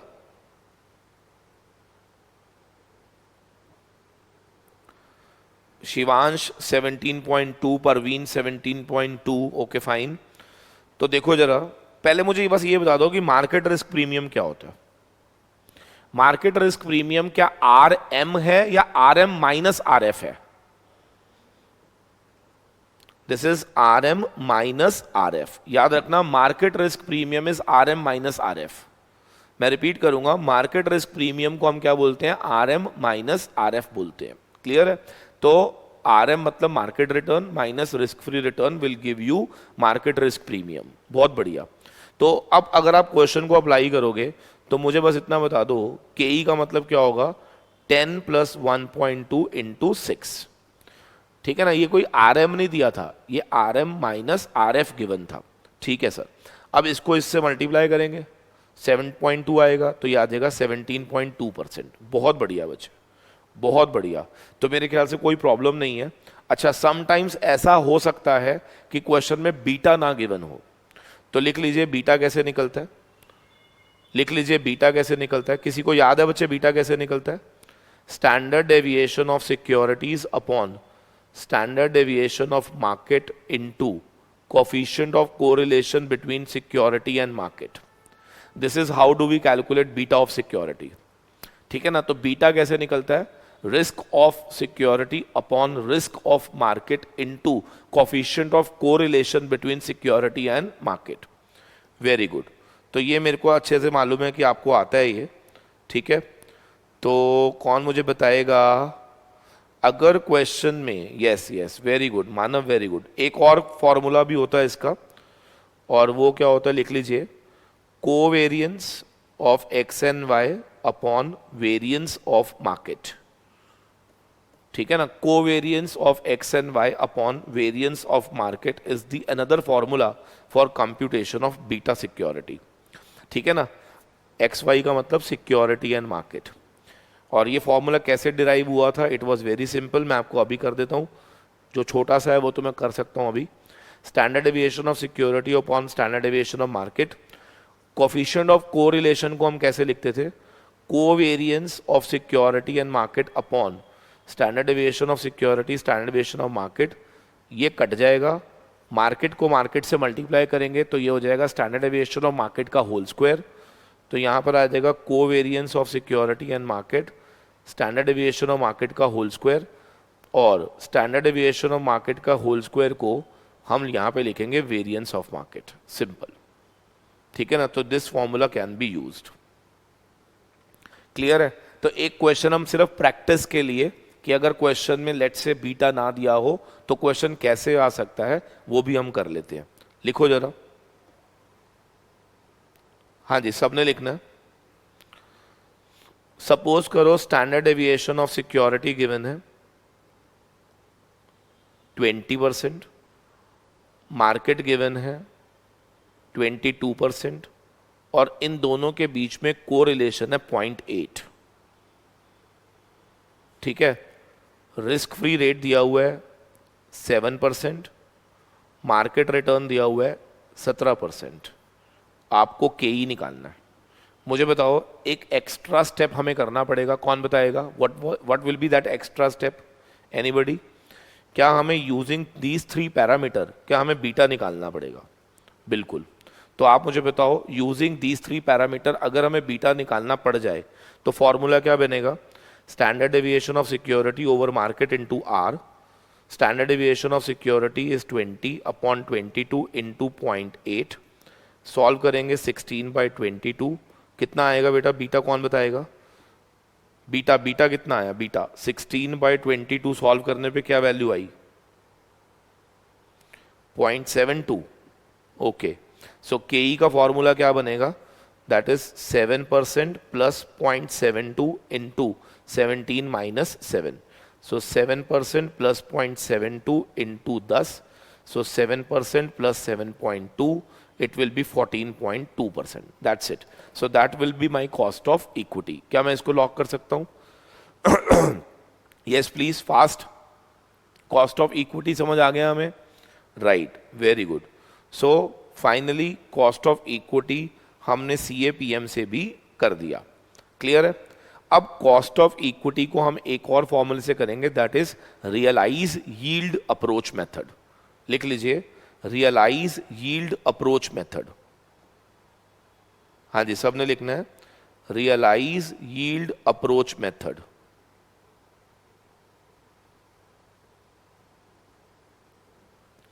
Realised yield approach method.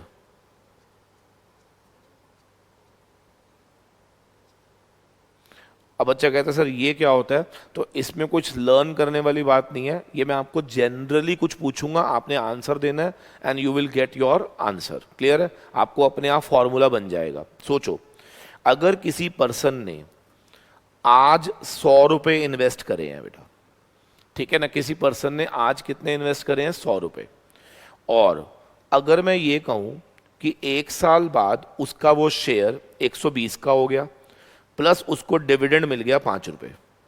उसको डिविडेंड कितना मिल गया, 5 रुपए. आप में से कौन मुझे बता सकता है 100 रुपए आज का शेयर प्राइस था, expected price after 1 year is 120 और D1 कितना है 5 रुपए।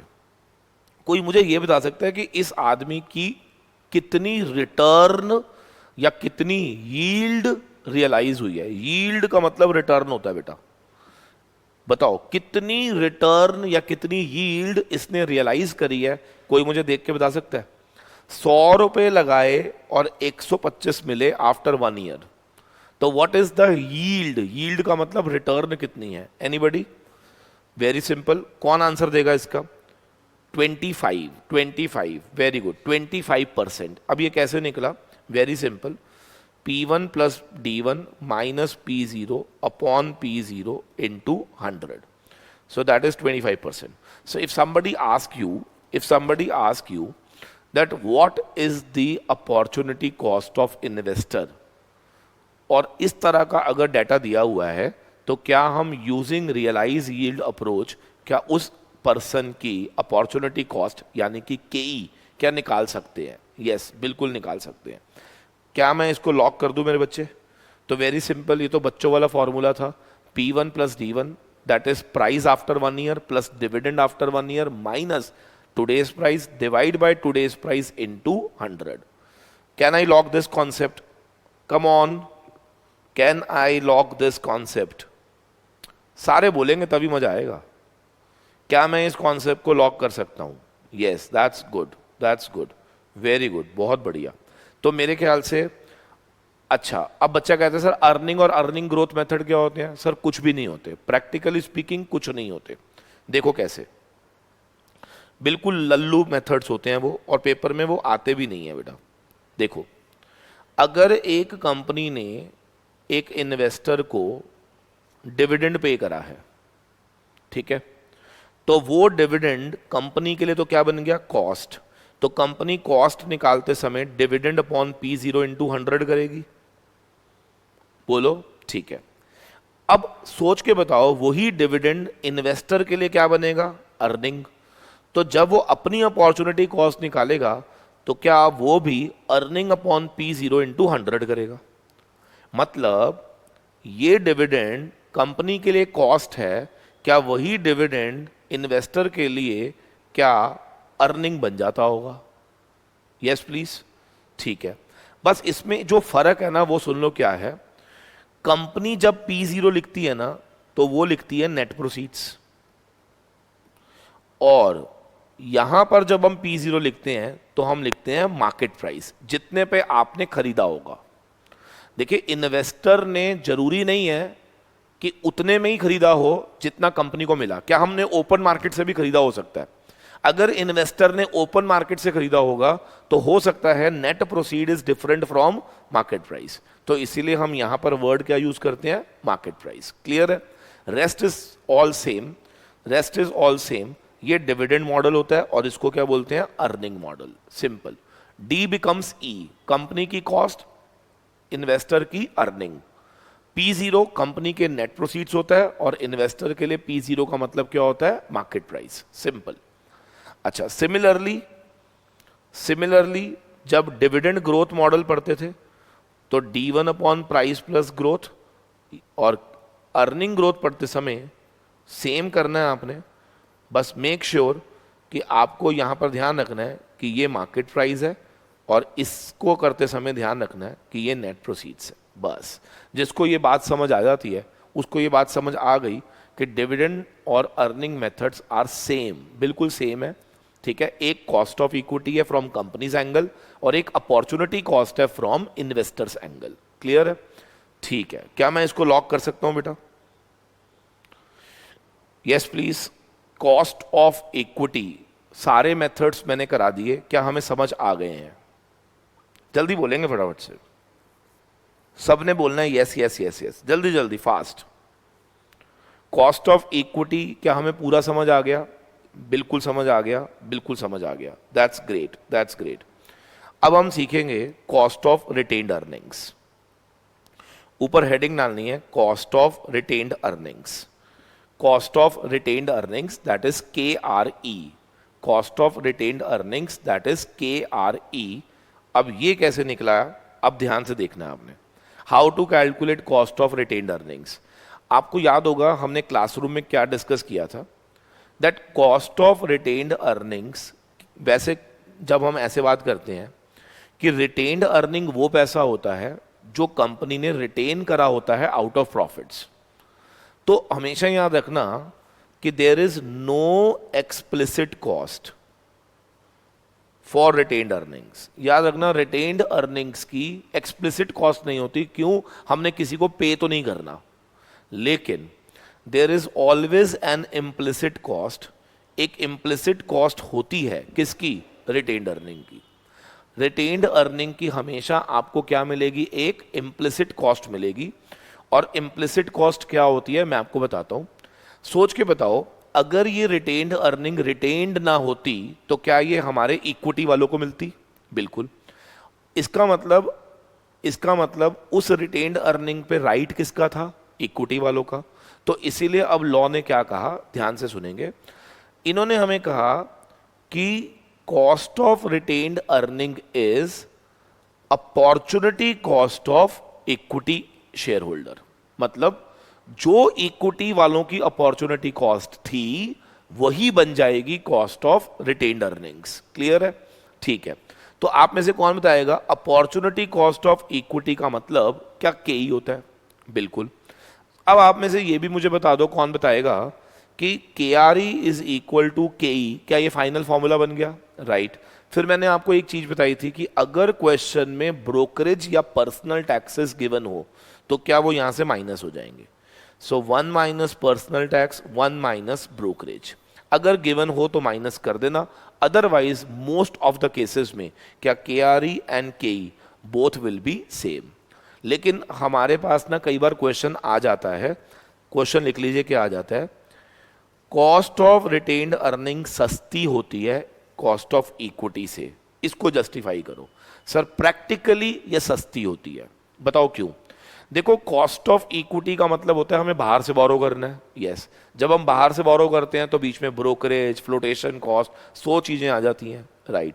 लेकिन रिटेन्ड अर्निंग हमारा इंटरनल फंड है, बिल्कुल, तो उसमें वो ब्रोकरेज वगैरह सेव हो जाती हैं। तो इसीलिए क्या रिटेन्ड अर्निंग को यूज करना हमारे लिए चीपर होता होगा as compare to using external fund by borrowing cost of equity, मतलब बाय बोरोइंग इक्विटी। क्लियर है या नहीं। So that was the intent, जिस इंटेंट से ये कहा जाता है कि retained earning is always cheaper than cost of, या it retained earning is always cheaper than equity. Clear है, ठीक है सर।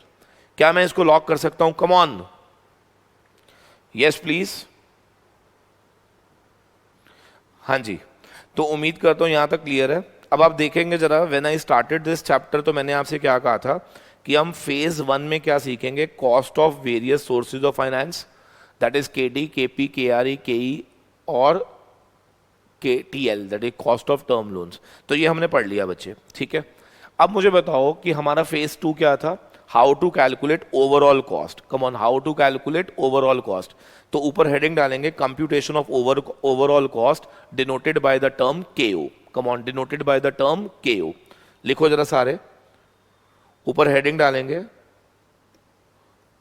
केओ, that is overall cost of capital, overall cost of capital. अगर आपको याद हो तो केओ को निकालने के लिए मैंने आपको 2 मेथड सिखाए थे। कौन कौन से 2 मेथड सिखाए थे बच्चे, एक तो मैंने आपको सिखाया था यूजिंग बुक वैल्यू वेट्स, जब हम बुक वैल्यू वेट्स यूज करते हैं, और एक हमने सीखा था यूजिंग मार्केट वैल्यू वेट्स। ठीक है जी। So there are 2 concept for computation of KO, one is using book value weights, the other one is using market value weights. तो आप में से कौन मुझे बताएगा, हम वेट कोई से भी यूज करें क्या फॉर्मेट हमारा सेम होता है, राइट। तो कौन मुझे बताएगा, सबसे पहले हमें क्या लिखना होता है, सोर्सेस, जहां से भी हमने पैसा रेज करा वो सोर्स लिखेंगे आप, उसके आगे आप उसकी बुक वैल्यू लिखेंगे। अगर आपको यूजिंग बुक वैल्यू वेट करना है तो क्या हम उनकी बुक वैल्यूज लिखेंगे, राइट। उन बुक वैल्यूज के थ्रू क्या हम उनके वेट्स कैलकुलेट करेंगे, ठीक है। फिर उनकी कॉरस्पॉन्डिंग आपने क्या लिखनी है, कॉस्ट, और इन दोनों का जब हम प्रोडक्ट करेंगे तो हमारे पास क्या निकल कर आएगा, wait into cost of capital, will be give you the sum of this thing will be overall cost of capital. Come on, क्या होगा वो? overall cost of capital. इसका फॉर्मेट नोट कर लीजिए. पहले सोर्सेस, उन सोर्सेस की book values, weights, cost of capital and then weight into cost of capital. फटाफट से करेंगे.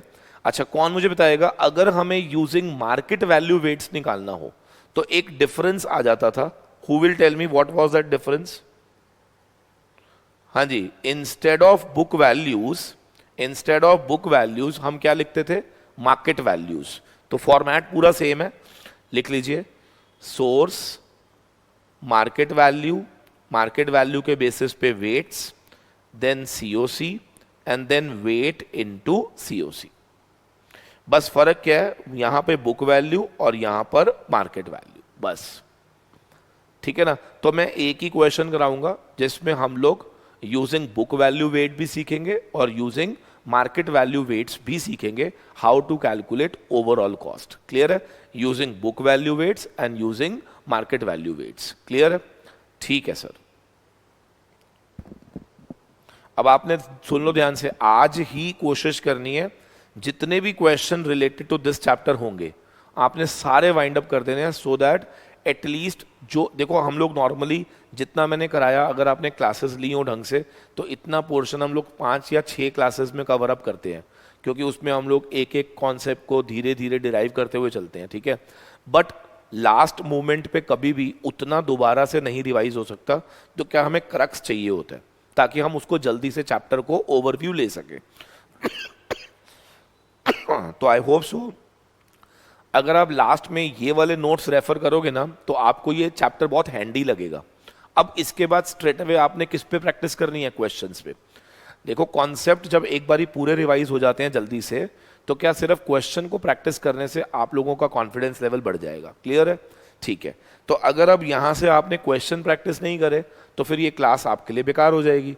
तो फिर आपको इंश्योर करना है कि आज आपने पूरा का पूरा ये चैप्टर अपनी तरफ से वाइंड अप करके ही सोना है. क्लियर है? ठीक है सर. अब लिखिए एक क्वेश्चन. सब एक क्वेश्चन लिखना है हमें. हाँ जी, क्वेश्चन लिखेंगे जरा सारे.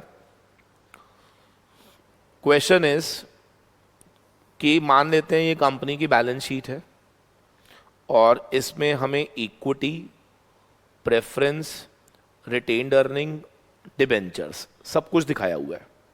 ठीक है? प्रेफरेंस के आगे 9% है और डिबेंचर्स के आगे 10% है. क्लियर? ठीक है. अब इक्विटी 10 रुपये ईच है. ठीक है? डिबेंचर भी 10 रुपये ईच है. प्रेफरेंस 100 रुपये ईच है. ठीक है? ठीक है सर. वैल्यूज लिख लीजिए. अच्छा, जो बैलेंस शीट में वैल्यूज होती है उनको क्या बोलते हैं हम? Book values. लिखो. इक्विटी के आगे 10 लाख, प्रेफरेंस 5, रिटेन्ड, एक सेकेंड, रिटेन्ड को आप लिख लीजिए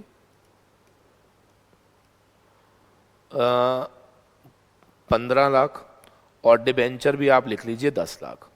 तो कुल मिलाकर हमें जो टोटल सोर्स दिया हुआ है वो है 40 लाख. ठीक है बेटा? ठीक है.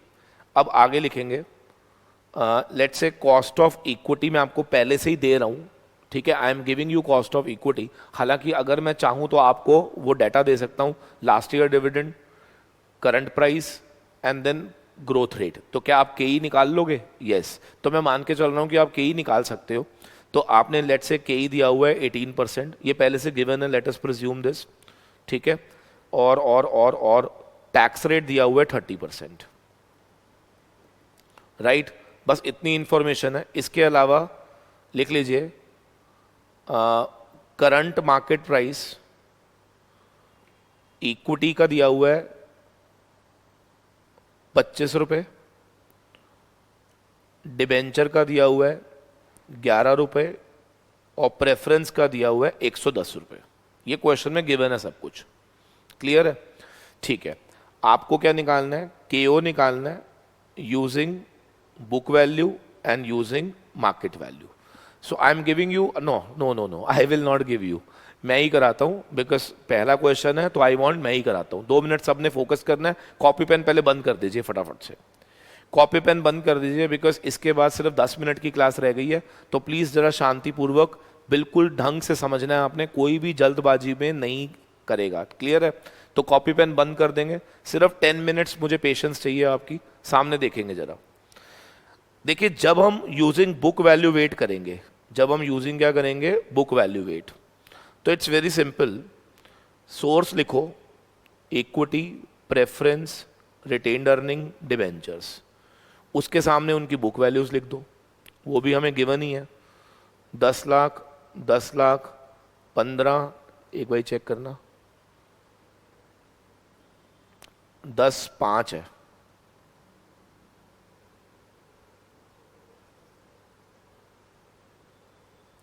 10, 5, 15, 10, क्या ये 40 लाख हमें बुक वैल्यूज दी हुई हैं?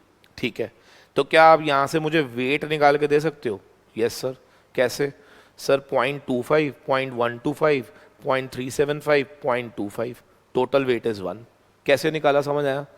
10 lakh divide by 40 weight of equity, 5 lakh divide by 40 weight of preference, तो ये हमारे पास वेट्स आ गए। अब इनके कॉरस्पॉन्डिंग हमें क्या लिखने हैं? कॉस्ट, और उसके बाद इन दोनों को क्या कर दो? मल्टीप्लाई। तो क्या मेरा आंसर आ जाएगा? Very simple. कौन मुझे बताएगा इक्विटी की कॉस्ट क्या 18% गिवन थी? राइट। रिटेन्ड अर्निंग में भी क्वेश्चन अगर साइलेंट हो तो सेम होती है। अभी मैंने बताया था ना, cost of retained earning is same as cost of equity unless and until brokerage and personal taxes given. तो अगर पर्सनल टैक्स और ब्रोकरेज नहीं दिया तो क्या KRE and KE both will be same? सारे बोलेंगे KRE and KE both will be same. ठीक है सर।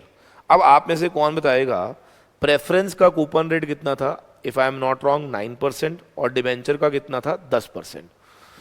क्वेश्चन अगर साइलेंट हो, प्रेफरेंस के बारे में ना डिस्काउंट, ना प्रीमियम, ना ब्रोकरेज, तो मैंने क्या कहा था शॉर्टकट, क्या जो कूपन रेट है वही कॉस्ट ऑफ प्रेफरेंस बन जाएगा? बिल्कुल। तो यहाँ पे 9% आ गया मेरे पास। ठीक है। और डिबेंचर के लिए कूपन रेट दिया हुआ है 10%, क्या इसमें भी हम शॉर्टकट लगा सकते हैं? यस। तो मैंने क्या बताया था, KD is equal to coupon rate into 1 minus tax rate, तो क्या ये 7% हो जाएगा?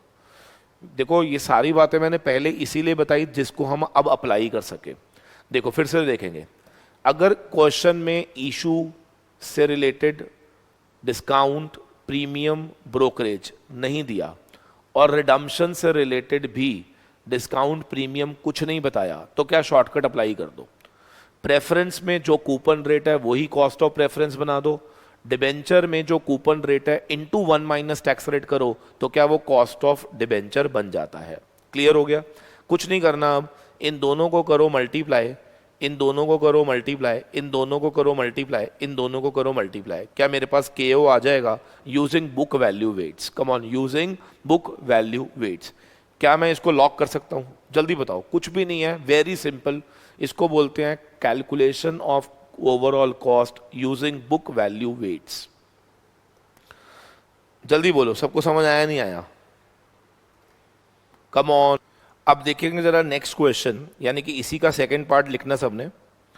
दोबारा से ऊपर हेडिंग डालेंगे, क्या लिखना है बच्चे? Overall cost using market value weights. ये थोड़ा सा ना ध्यान देना है आपने, ठीक है? सिर्फ एक छोटा सा पॉइंट इसमें एक्स्ट्रा है जो आपको नया सीखना है, बाकी सब कुछ सेम है बेटा। देखो कैसे, यहां लिखेंगे सोर्स, यहां लिखेंगे मार्केट वैल्यू, यहां लिखेंगे वेट्स, यहां लिखेंगे COC, यहां लिखेंगे COC इनटू वेट्स। ठीक है? आपने मुझे 2 मिनट देने हैं ध्यान से। आप मुझे बताओ, जब मैं सोर्सेस की बात करूंगा तो सोर्स तो वही है, इक्विटी है, प्रेफरेंस है, डिबेंचर है, रिटेन्ड अर्निंग्स है।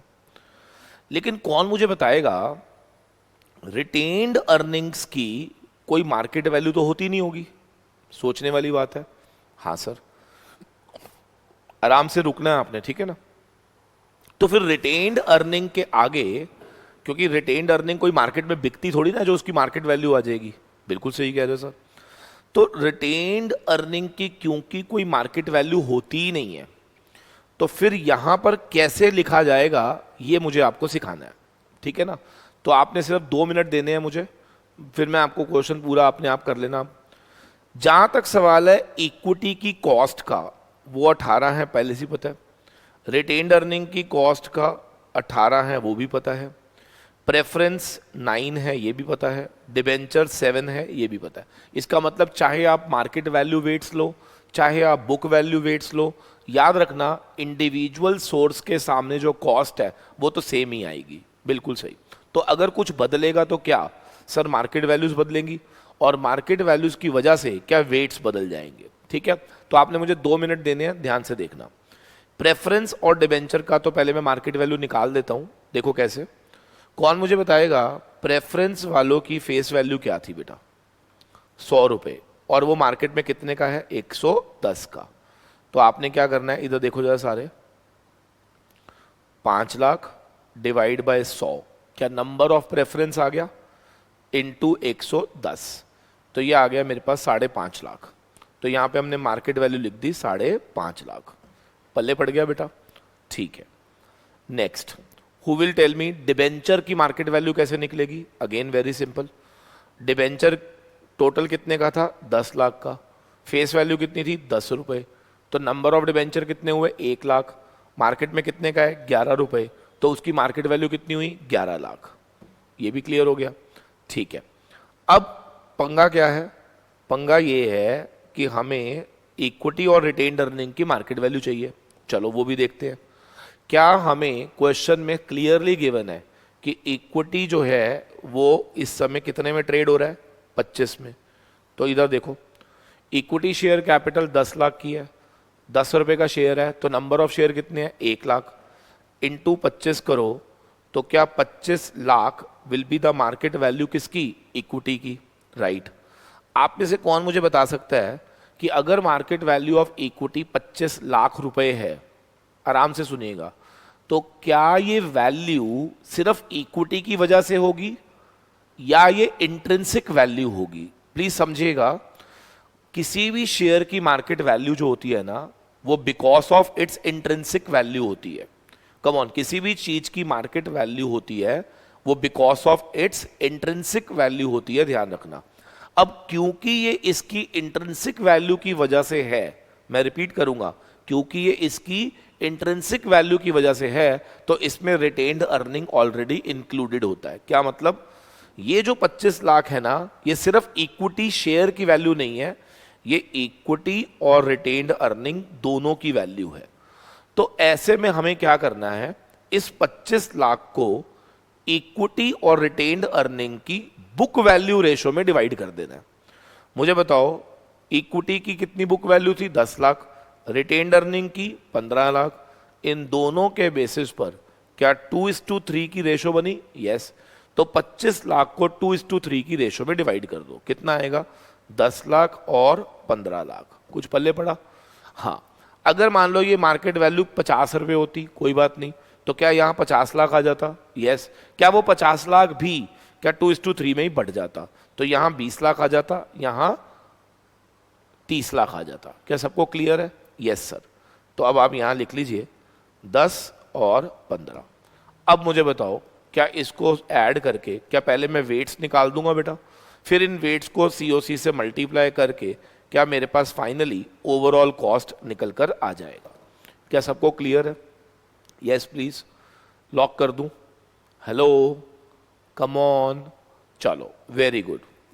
तो उम्मीद करता हूं हाउ टू कैलकुलेट केओ मेरे ख्याल से अब हमें समझ आ गया है, using book value weight also and using market value weights also.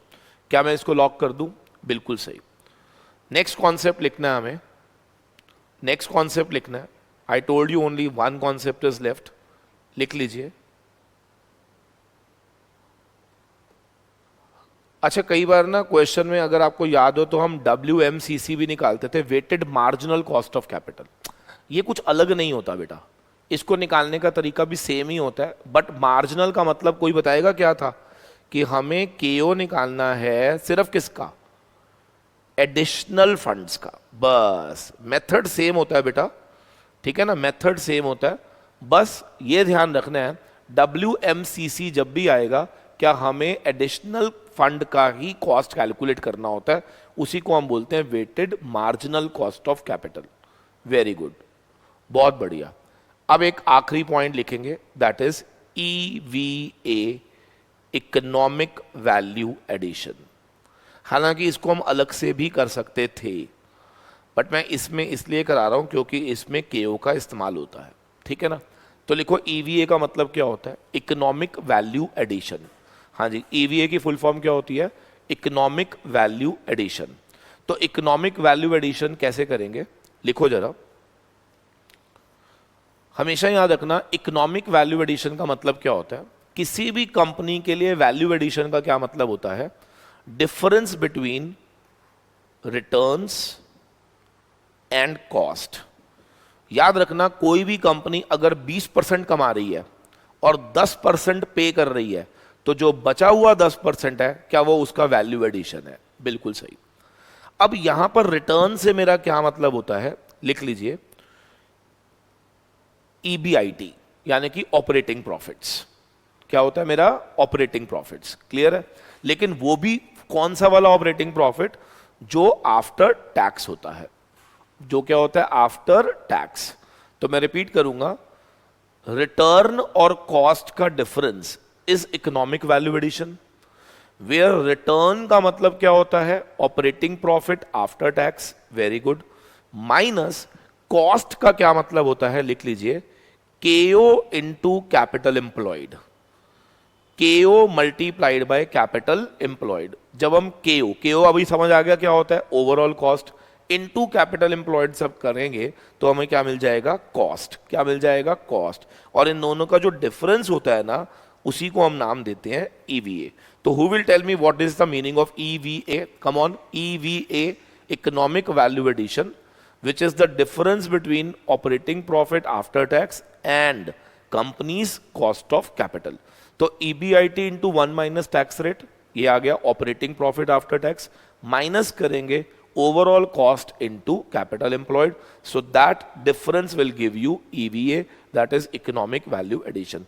तो अब मुझे बताओ, केओ हमें निकालना आता है, ये क्वेश्चन में गिवन होगा, टैक्स रेट गिवन होगा, EBIT अगर मैं बता दूं क्या है तो काम हो जाएगा। बिल्कुल। तो लिखो व्हाट इज EBIT, लिख लीजिए EBIT को हम बोलते हैं ऑपरेटिंग प्रॉफिट्स, ऑपरेटिंग प्रॉफिट्स। और ये कैसे निकलता है, लिख लो return on investment into capital employed, ROI into capital employed. कई बार ना क्वेश्चन में ROI गिवन होगा, कई बार क्वेश्चन में क्या गिवन होगा, ROI गिवन होगा। ROI कई बार तो देखो डायरेक्ट EBIT दे देगा वो, फिर तो बात ही खत्म हो गई। लेकिन कई बार वो क्वेश्चन में आपको क्या देगा, रिटर्न ऑन इन्वेस्टमेंट, तो आप उसको मल्टीप्लाई कर देना किससे, कैपिटल से, तो आपको क्या मिल जाएगा, EBIT। फिर EBIT को आफ्टर टैक्स कर देना, आपको मिल जाएगा ऑपरेटिंग प्रॉफिट आफ्टर टैक्स। मेरा पॉइंट क्लियर है। फिर उसमें से क्या माइनस कर देना, overall cost, that will give you क्या, EVA। एक छोटा सा क्वेश्चन ले लेते हैं टू मेक यू अंडरस्टैंड, लिखो जरा।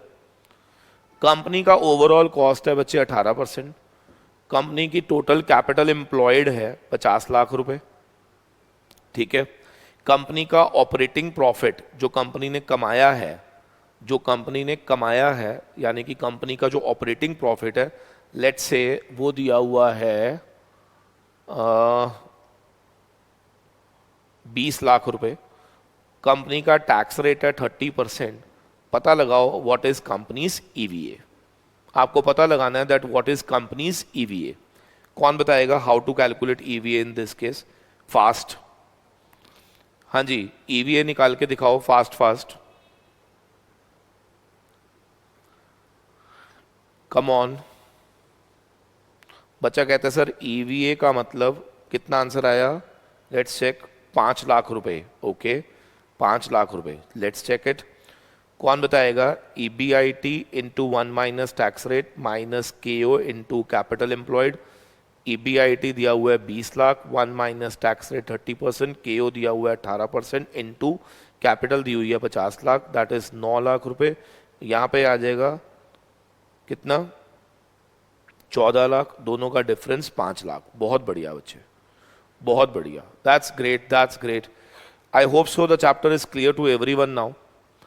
हाँ जी, क्या सबको क्लियर हो गया ये। So that is the end of the chapter, that is cost of capital. I am very sure ये चैप्टर आपको सारा समझ आ गया होगा।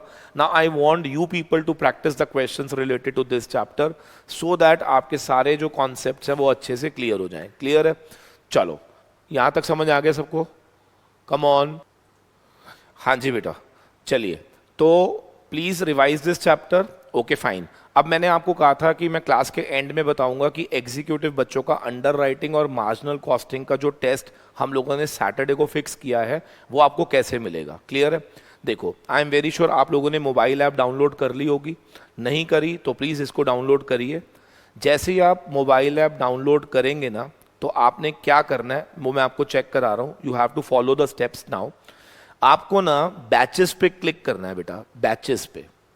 जैसे ही आप बैच पे क्लिक करोगे ना, तो यू विल सी कि आप इनमें से ना किसी एक बैच में आ रहे होगे बेटा। ठीक है ना? हो सकता है कि आप एथिक्स के बैच में आ रहे हो। वैसे मैं आपको बता दूं कि जितने भी एक्सटर्नल स्टूडेंट्स होते हैं उनको हम लोग चैंपियन बैच में डालते हैं बेटा। ठीक है ना? चैंपियन बैच के अंदर डाल देते हैं। सपोज करो कि आप चैंपियन बैच के अंदर चले गए। ठीक है? जैसे ही आप चैंपियन बैच में चले जाओगे ना, तो आपको चैंपियन बैच में ना यहाँ पे आप देखोगे overview, attendance, student, assignment, announcement, test. आपको ऑन द टॉप जब चेक करोगे ना, तो यू विल सी अटेंडेंस भी दिखेगी, स्टूडेंट भी दिखेगा, असाइनमेंट, अनाउंसमेंट, टेस्ट। तो आपने टेस्ट पे क्लिक कर देना है। जैसे ही आप टेस्ट पे क्लिक करोगे ना, तो यू कैन सी यहाँ पर आपको बड़े सारे टेस्ट दिख जाएंगे। ठीक है? आपको बड़े सारे टेस्ट दिख जाएंगे।